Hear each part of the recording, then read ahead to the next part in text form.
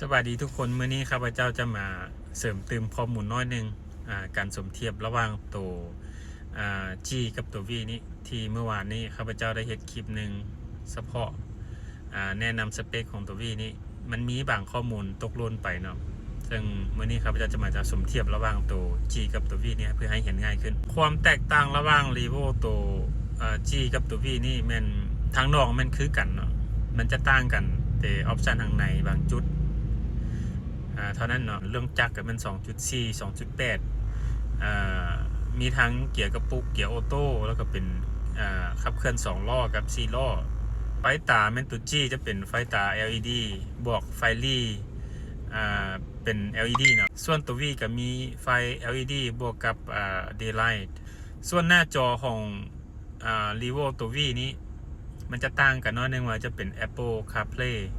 หรือว่าเป็น Android Auto เนาะส่วนตัว G เนี่ยมีแต่เป็นจอสัมผัสมีบลูทูธมี USB พวงมาลัยก็ใกล้เคียงกันเนาะพวงมาลัยของตัว V นี่ก็เป็นพวงมาลัยหุ้มหนังจังว่ามีปุ่มลิ้นคือกับตัว G คือกันธงลมนิรภัยก็มีมาพร้อมเป็น7จุดคือกับตัว G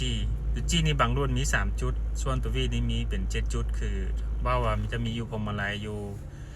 ทางหน้าตับโลแล้วก็ทางข้าง2จุดเป็น4จุดเนาะแล้วก็ทางหน้าตีนของผู้ขับนี้ทางเบาะทางหลัง2จุดรวมทั้งหมดเป็น7จุดระบบความปลอดภัยมันมีคือกันเด้อก็คือ ABS EBD BA VSC HAC นะตัว V มันจะเพิ่มเข้ามามันกล้องถอยกับมันระบบช่วยเตือนเวลาเขาถอยหันส่วนว่าลำดับออปชันของ Revo นี่เริ่มต้นมันจะเป็นตัว E ตัว Z ตัว G ตัว V แล้วต่อมาจึงค่อยเป็น GR Sport เนาะ